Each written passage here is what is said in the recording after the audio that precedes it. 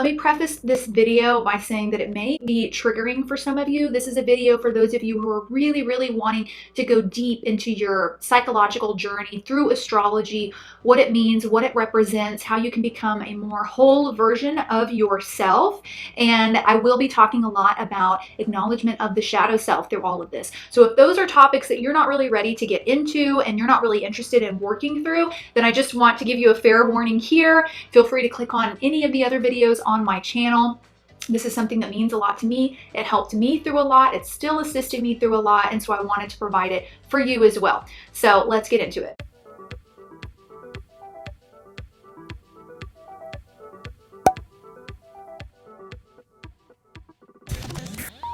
Hi everyone, it's Addison Taylor here. Welcome to my home, Higher Self Tarot. This is another one of my astrological videos. If you're new here though, I do also talk about tarot. I do a lot of tarot picky cards. I touch on spirituality, religion, lots of different topics. So if you're interested in something like that, feel free to subscribe and I would love for you to join our family. Now for today's video, we're talking about astrology as well as the shadow self. Specifically why it is some people, or maybe you, do not identify with your sun or your moon or ascendant, or perhaps why it is you really identify with your draconic chart but not your natal chart, or why it is that you identify with your sidereal chart but not your tropical. All of these can be uncovered through shadow work and self-acceptance and a deeper sense of self-awareness. So I want to touch on kind of how these sort of issues come up with over-identifying or not identifying, and I want to explain them in a way that's easy to understand and then kind of give you a path or a road you can walk down in order to go deeper into your self-awareness and provide a lot more healing and inner insight and wisdom for your soul and for your journey. Timestamps for all the sections will be down below. So if there's one that you already know is you or is your friend or your parent, then you can scroll down and click on that. That way you can go straight to where I talk about that sort of issue in astrology and what it means and why it's there. At the end of this video, I'm going to touch on kind of why we even want to bother with uncovering this or dissecting it or investigating it, and why that's important and how it truly leads us to a happier place, a place that's more peaceful, and a place that's more loving, not only at a soul level, but in our mind as well, in our heart as well, and in our life overall. Okay, so the first reason that you may not identify with your natal chart is because you over-identify with your draconic chart. Now, this is probably true. I mean, everyone identifies with their draconic chart. That's what the draconic chart is for. It's really a chart that you can look at and feel really understood and heard and seen, maybe for the first time in a lot of ways. And even when I first looked at my draconic chart, I was like, yes, this is me. This is what's been missing from my natal chart. Now, a draconic chart you can pull up on astro.com, but you basically want to focus on what moon sign your draconic moon is in. That is supposed to speak to like the essence of your soul, who you truly are at a soul level. Now, it could be that you've never even heard of a draconic chart, you've never looked yours up, but this could still potentially be the issue for you. So even not knowing your draconic chart moon sign, perhaps you look at your natal chart and it just doesn't resonate. And this could be because you don't identify with your humanness, but you instead cling to your spirit self, the soul essence of yourself. So if you haven't looked up your draconic chart, I would urge you to pull that up and see how much you really resonate with that. Because if you resonate a lot with that moon sign in your draconic chart, this could be why. I find this really common amongst people who identify strongly with the term starseed, as well as those that just have this constant urge to escape life in some way. They typically resonate strongly with their draconic moon sign and don't really identify with their natal chart, rising, sun, or moon. And what the draconic chart is basically a representation of who you are at a soul level when you are not attached to a body, to a genetic code, to a hereditary line, to karmic cycles, like who you are when you are not in your human form. Now, obviously, our chart changes when we come into contact with a body because all those things I just listed greatly alter our mental health, our personality traits. You know, there's things we inherit through our family lines, okay? So that's why the draconic chart is typically very different from your natal chart. For those of you where your draconic chart is what you are really identifying with, this is why. So when we are really identifying with our draconic chart, that means we're really we're over-identifying with our soul. And it's important to know who we are at a soul level. Yes, that's why I love to look at a draconic chart. But we are not just a soul here. We're actually a soul inside of a human body. And the whole purpose of incarnating on this earth was to come into contact with a human body, for our soul form and our human form to meld together and to harmonize and to create a brand new energy and a brand new existence. And along with that, harmonizing those two energies in order to accomplish whatever sort of contracts or agreements or lessons we signed up for in this lifetime. So when we are not identifying with our natal chart and we're over-identifying with our draconic chart, it's because we are rejecting our ego. I like to use the term ego to represent the human form and the human body. We're not accepting it. We like ourselves at a soul level, and maybe subconsciously or at a soul level, you really resisted coming into this lifetime, being born into this family, accepting these genetics and these personality traits and these karmic cycles. Maybe you weren't too excited about the lessons that you needed to work through and to learn, or the karmic cycles that it was going to be your responsibility to help break. And so that subconscious resistance has led you to a place of really, really rejecting your natal chart interpretations and really clinging on to that draconic chart moon sign. And the best and most healthiest thing you can do is to come into acceptance that, yes, you are at a soul level what your draconic chart says, but that doesn't really have any bearing on who you are in this world and in this reality. And over-identifying with your draconic moon sign is not going to help you become fulfilled and reach your purpose and learn all those amazing lessons that you were meant to work through in this lifetime. So I would say that if this is the case for you, the best thing you could do is to really study your own ancestry, study your genetic code, and be okay with acknowledging and accepting that, yeah, maybe I did inherit this from that person, or maybe I did, maybe I do kind of have this personality trait or that, and really being okay with it, and being able to also acknowledge that this human form isn't who I am at a permanent level. I know who I am at a permanent soul level. My draconic chart says that. But I can still accept that, yeah, these are the struggles in the energy that I represent in my human form, and not over-identifying with your human form, but also not completely rejecting it. And just kind of walking through that, doing that shadow work to acknowledge and bring to light, and also to accept and to show love and forgiveness and care for those sides of yourself. Okay, now if you fall under the camp of people who really, really identifies with your sidereal or your Vedic chart, but completely rejects your tropical signs and your tropical chart, here is why. In sidereal astrology and Vedic astrology, it has much more bearing in kind of like the outside world and outside reality. It speaks to things that we can't really argue against. Like a Vedic astrologer can look at your chart and say, oh, you work in banking, and oh, you married someone who's older than you, and oh, you grew up in poverty, and like these are all tangible 3D real world things that can't be argued. It's like, yes, I did. Yes, I was. Yeah, that is how my childhood was like. With these physical, tangible things. And so because of that sort of proof, that sidereal astrology can provide, it can lead you to just willingly kind of accept, yeah, I am a Gemini ascendant. I am an Aquarius sun. I am a Capricorn moon. This must be true.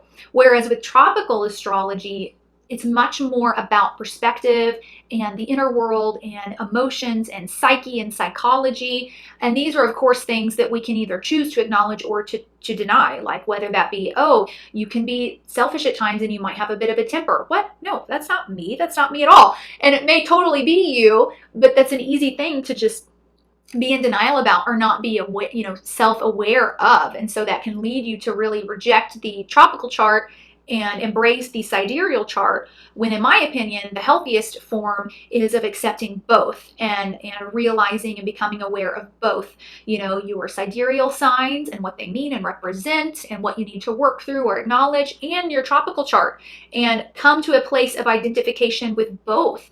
Come into understanding that you're not just one particular type of astrology or type of chart, but you're all of these things, and just really embracing all the different energy forms that you embody, because again, that's just simply another form of shadow work, where we are just fully, taking into account and acknowledging everything that makes us us, both the positive and the negative, both the emotional and psychological, and the tangible and physical.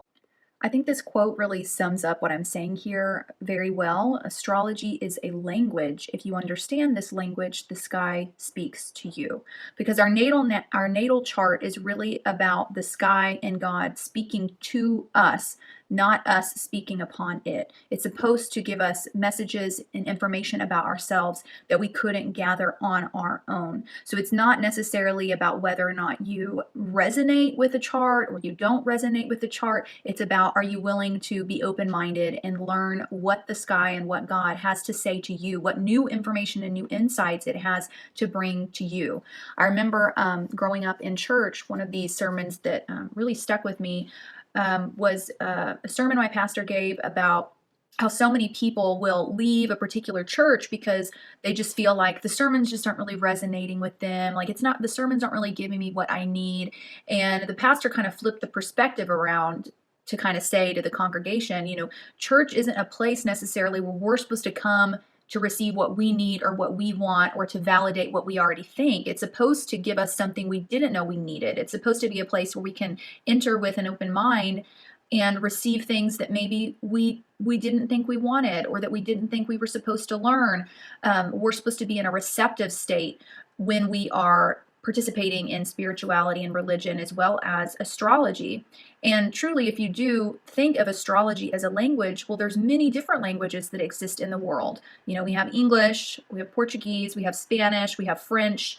And it would be silly for us to say, well, I really identify with English. That's what I'm really comfortable with. I don't really identify with French. It's not really about identifying. It's about the fact that it's a language and it functions and it has purpose and use.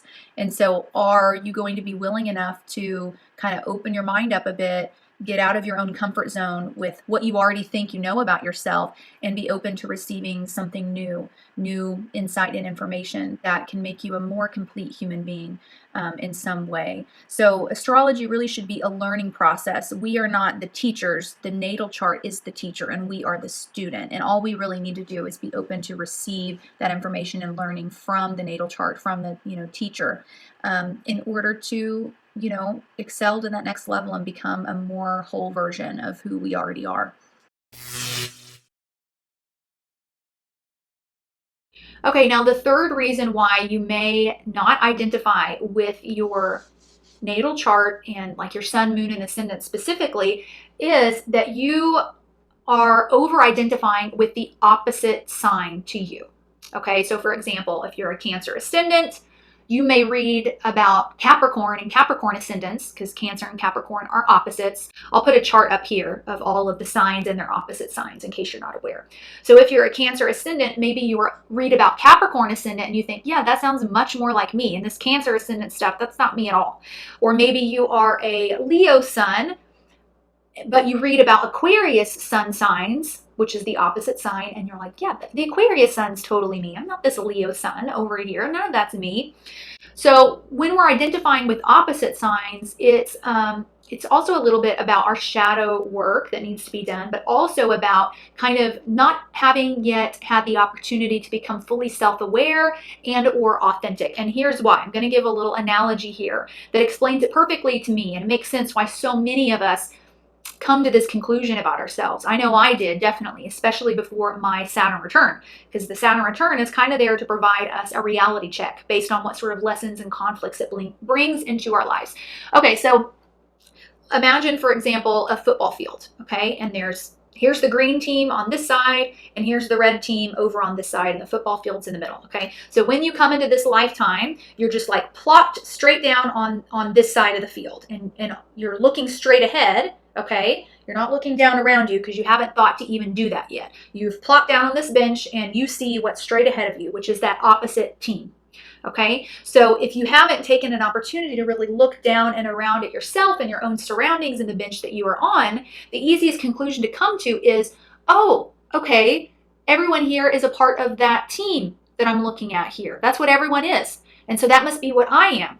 So everything that, that team is, that's the team I'm cheering for. That's what's good. That's what's great. That's what I am trying to be, or that's what I am. When in reality, that's the opposite team. And if you take a second to kind of look down and analyze what color you're wearing and what side you're on, then you would have the opportunity to not be over-identifying with that opposite sort of energy. But it comes most naturally to do that, to over-identify with that opposite form of energy. And I guess for those reasons that I list, because self-awareness actually takes thought, and it takes effort, and it takes like even just the realization that, oh, maybe I haven't looked and seen everything I need to in order to come to a conclusion about this. As humans, it comes naturally to kind of jump to a conclusion without, as quickly as possible, because that gives us the most sort of peace in that moment, or a sense of relaxation. Okay, I have all the answers. So a lot of times we jump to a conclusion without it necessarily being the right conclusion, for the sake of our own sanity or our own inner peace. Like, okay, I don't have to study that anymore. I don't need to stress about it. I see it. It's right here. Here's the conclusion. So yeah, if you're a Libra moon, you may feel like, no, I'm more of an Aries moon. I'm not this Libra stuff, or vice versa, depending on your chart and your energy. And what happens when we do this is we are trying so hard to become an energy that we aren't naturally. Or we are trying so hard to be a part of this team or this group that we have kind of put on a pedestal and uplifted, because it's all that we are seeing, even though it's not really us. So we're over-identifying with it. We're kind of upholding it as something extra special or more special than what we are naturally. And we're not taking time to really look at our own selves and our own energy and find out what its own limitations are and its own blessings are as well.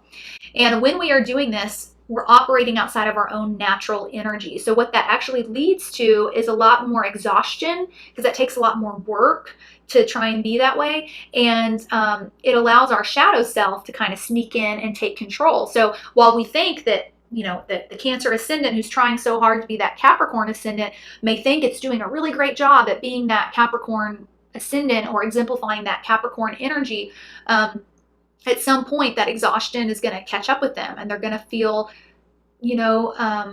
like they're trying so hard but not getting the results that they are after, and it's because they're fighting against their own energy. So again, even in this case, the best thing you can do is to whether that be like read some self-help books or really study into your natal chart, watch those videos on shadow work and come into acceptance of who you are, what energy you were born under, and what it represents positively and negatively, and being okay with that, while also recognizing that that sign opposite to you that you may have glorified in some way also has negative aspects as well as positive. It's really important as you get into astrology and as you decide to go down this astrological journey to recognize and remember that every sign is equal. And every sign has negative aspects and positive aspects, and no sign is better than or worse than another.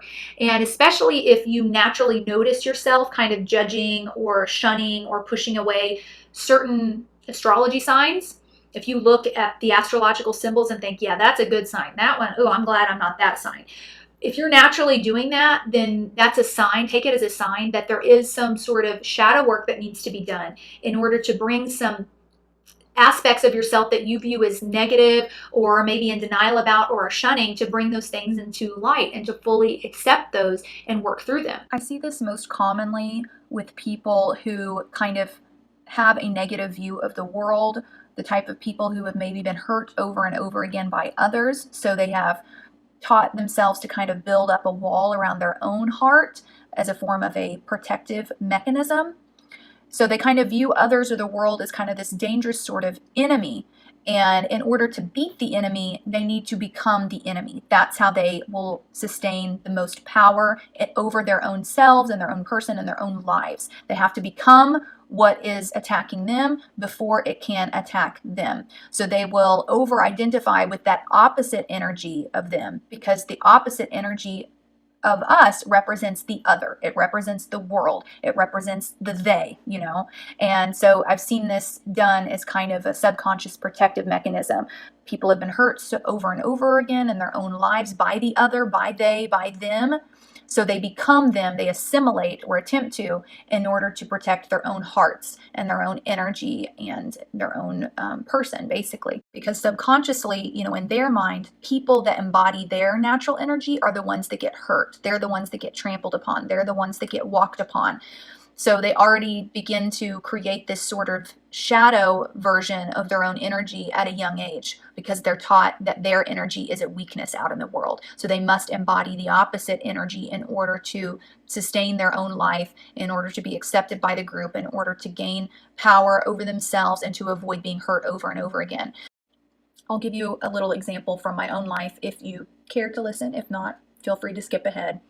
But when I discovered that I was a Cancer ascendant, it really caught me off guard, especially as I was reading about Cancer and what it represents, the mother and children and parenting and home and family and nurturing and cooking and cleaning and all these sort of very feminine, motherly things. I really identified with Capricorn energy, which was about, the disciplinarian and push ahead and no nonsense and no need for emotions, and the corporate executive and the boss, and this more masculine sort of energy. And as I began to question why that was, how could this be? How in the world am I a Cancer ascendant? What in my life has shown this to me? I work in banking. I'm rising up through the field very quickly. I had a kid, unexpectedly, but learning how to be a mother and how to open up my emotions with my child was really difficult. So none of this was making sense. And I realized it had to do with my childhood and my upbringing. As a kid, I witnessed a very toxic marriage growing up, and I formed my own sort of protective mechanisms against that for my own future. So my mom was a stay-at-home mom. She didn't go to college. She didn't have an income or a job of her own. She had to completely rely on my dad, and she just had a bunch of kids. She just loved having kids, getting pregnant, having kids, staying at home, great cook, and was real great at kind of cleaning the house, and that was her happy place. My dad, he was this amazing musician that was traveling the world, making all sorts of money, living his dream and climbing to the top in his own little corporate world.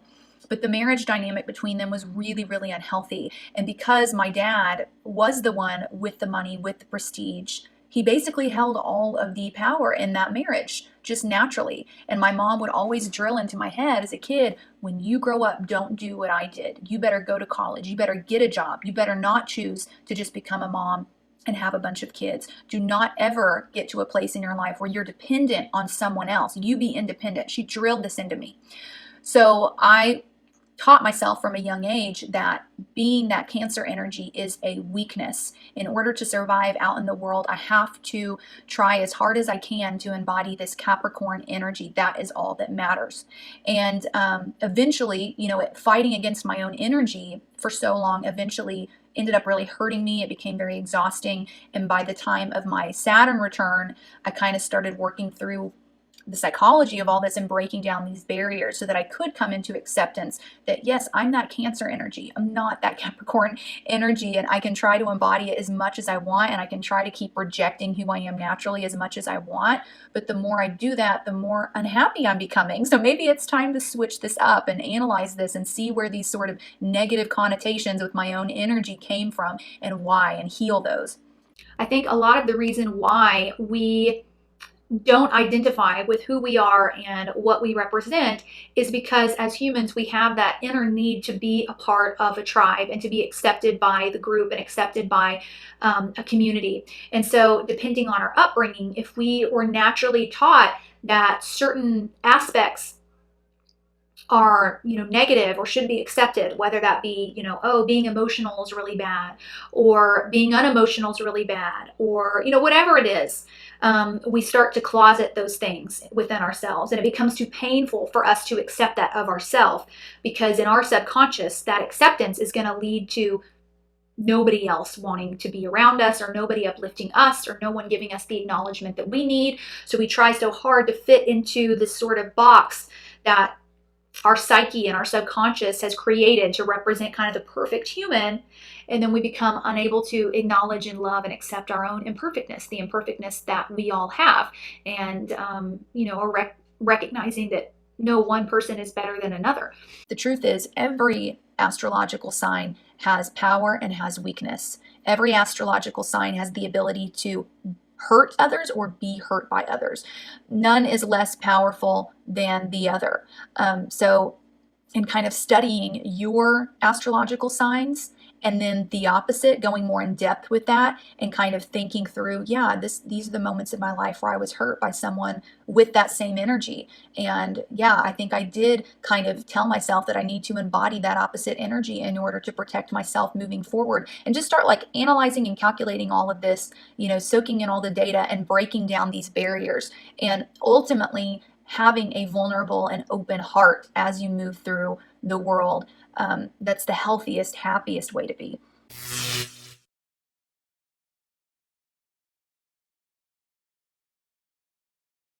So another example I want to give to you all that I think kind of covers the main issue with all of the draconic chart, the sidereal versus the tropical, the opposite signs. The example of an alcoholic or someone with a substance abuse issue, let's say. So an alcoholic that is in denial about their alcoholism is going to say that they don't have a problem. What are you guys talking about? My alcoholism isn't causing an issue in my life, and it doesn't cause me to do this, that, or the other. What are you saying? I can stop when I want. This isn't an issue. That's living in denial. And when an alcoholic or a substance abuser is living in denial, what happens is the most negative aspects of that energy, the energy of alcoholism, are what comes out. Whether that be, going down in a spiral, or overindulging and then maybe losing their job, or losing friendships or important people in their lives, not being able to handle their money, or whatever it is. The most negative aspects of that alcoholism only come out because the alcoholic is denying that they are an alcoholic. Okay. Now, an alcoholic that is living in a healthier state has acknowledged that they are an alcoholic. They've acknowledged that, yes, this is one of my limitations. We all as humans have limitations. This just so happens to be mine. And it's not going to do me any use being in denial about it. So, yep, it's here. It is what it is. And now that I'm aware of it, I can manage this energy in a way that brings out the more positive aspects. So yeah, I've been sober for 10 years, but I'm still an alcoholic. I can't deny that I'm an alcoholic. I am an alcoholic, but because I'm now aware, I'm able to manage that. I've been sober for 10 years. I've actually been able to heal others with this issue, help bring them out of their denial. I've brought a lot of good into the world. And then you see how the really positive aspects of their energy come out. Their life is no longer in shambles. Their relationships are no longer being destroyed. They now are able to gain stability. But they were only able to do that because they were no longer afraid to acknowledge. Through that acknowledgement and through that acceptance is important. They can't hate that aspect of themselves. They can't hate that limitation. That will suck them back down into that spiral. That will allow the shadow self to take over and take control once again. So they have to accept it. They have to be okay with it. It is what it is. And then they're able to manage it. And the same goes for our natal chart, because ultimately, if we are in denial about aspects of ourselves, that's when we're out of control. When we're in denial, we are out of control, and that's when the more negative aspects or the negative energies of the signs that we represent take over and take control without us realizing, without us being able to see it, without us being aware. And keep in mind that this metaphor with alcoholism, I realize it's very extreme. No zodiac sign is the equivalent to, any sort of serious issue in our lives like addiction or toxicity. Every sign has its positives and its negatives, but I use the metaphor of alcoholism just to represent something that no one would want to have in their lives. It represents an energy that no one would want to have to deal with, even though sometimes not resonating with your natal chart in your mind could be as simple as, well, I don't hate this astrological sign. I don't dislike it. It's just not me. But even that sort of take on your natal chart, where you're not disgusted with the signs or anything like that, you just feel like it doesn't represent who you are. This still indicates a need to question why, because at a subconscious level, down in the roots of all of this, there is a resistance to your own energy, to not accept it as a part of you. And when that happens, the more negative aspects of the signs in your chart form and come out without you being able to see it or admit to it or realize it. For example, Cancer energy on the positive side is a very warm and nurturing energy that shows emotion to others and can give great comfort to others.